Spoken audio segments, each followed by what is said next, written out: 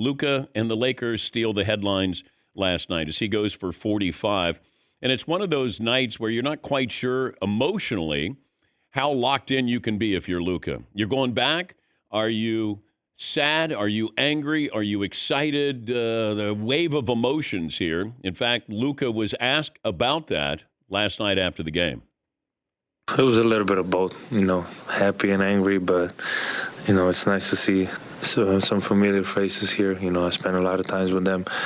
Like you said, it was a lot of emotions. When I woke up, I was tired. I didn't sleep much. I was excited about this game, and, I really appreciate the fans, the way they reacted to me. And I thought they were going to give him a standing ovation. I thought they'd cheer him every time he got the ball. It was a home game of sorts for Luka on the road, and the fans made sure that he was welcomed. He felt that way. And it's not the same, but it's compartmentalizing. When Brett Favre's father died, and then Favre went out and had that unbelievable Monday night game, I think against the Raiders, and he just needed to have that escape from what happened with his father. Well, Luka's not exactly escaping. He's walking right into this. He's walking right into where it started, and then he was not so politely asked to leave. And the fact that the GM, Nico Harrison, is in the building, fans are chanting, "Fire Nico," and the over-under was 30.5 points for Luka, and he blew by that. In the first half, he had 31 at halftime. But it was great to see that. And you can't forget about the Lakers are trying to get the number 3 seed. So you got to make sure you win the game. Don't get caught up in the emotion of it. Make sure you win the game. But he drops 45. They win by 15. And, this is what's going to be, I guess, asked of Luka the rest of his career. Being a leader, being mature, because, LeBron's got how many more years left? Then it's Luka's team. And what you want to see is that maturity, that I can be a leader. We know he can be a great player. It's now what are you going to be? Great players are always adding to their games, whether it's something that is tangible or something that, maybe not so much in being a leader on the court, off the court.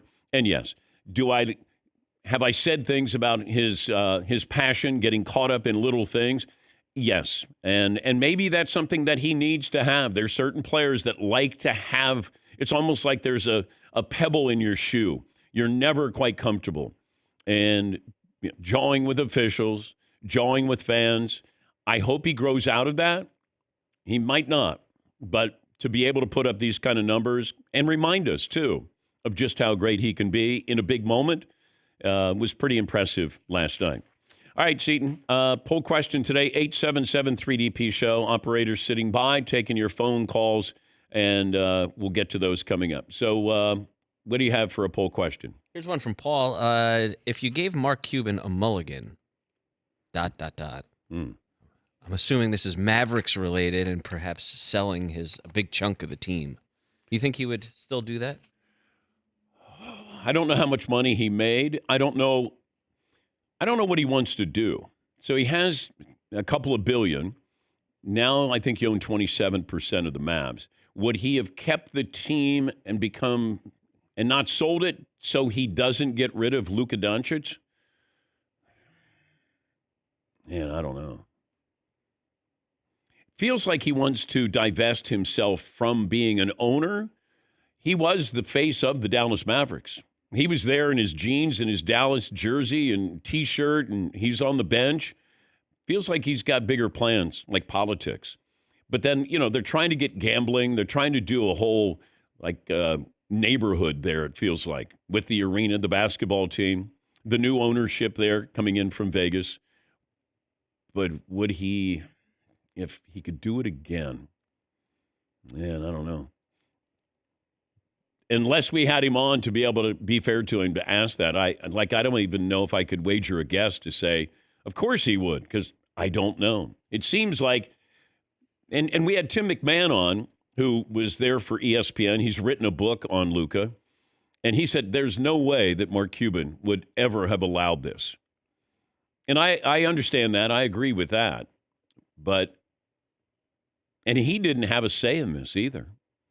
which it's strange, but, he owns 27% of the team, I think. And they didn't run this by him. And this might have been ownership saying, hey, we're the ones in charge here. Not our GM, not our coach, not our former owner.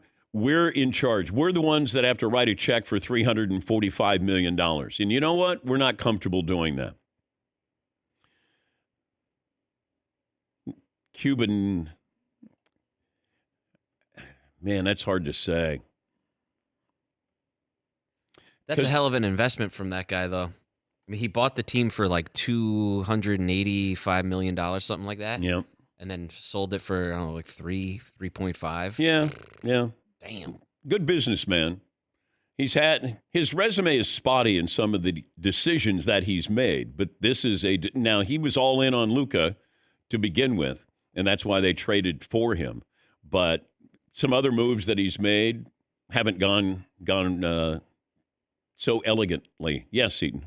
Yeah, I think that was an interesting point from yesterday. We were talking about that. I mean, he had a ton of bad moves during his tenure too. Just maybe not quite this bad, although, I mean, some of them were really terrible. Yes.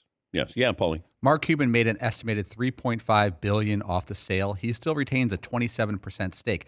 Dallas Morning News had an article last week where Mark said he expected to continue to run basketball when he sold the Mavs, but the NBA would not let that be put in the contract. That's where the mulligan comes in. He could have gotten the money and maybe still run basketball, but they wouldn't allow it. I wonder if that was his image, like you said. That was a big part of his image. Well, I think if he could have maintained control over the basketball operations, still made his money, then sure, he would want that. That's what he did want. But now they've taken away his baby, and then somebody else is raising it, and then all of a sudden you make this move, one of the biggest moves in NBA history. And there have been times when, guys have been moved. You saw this, Lou Alcindor when he was traded, Wilt when he was traded. So we've had these moments here, but it's still shocking when you trade somebody who is that young.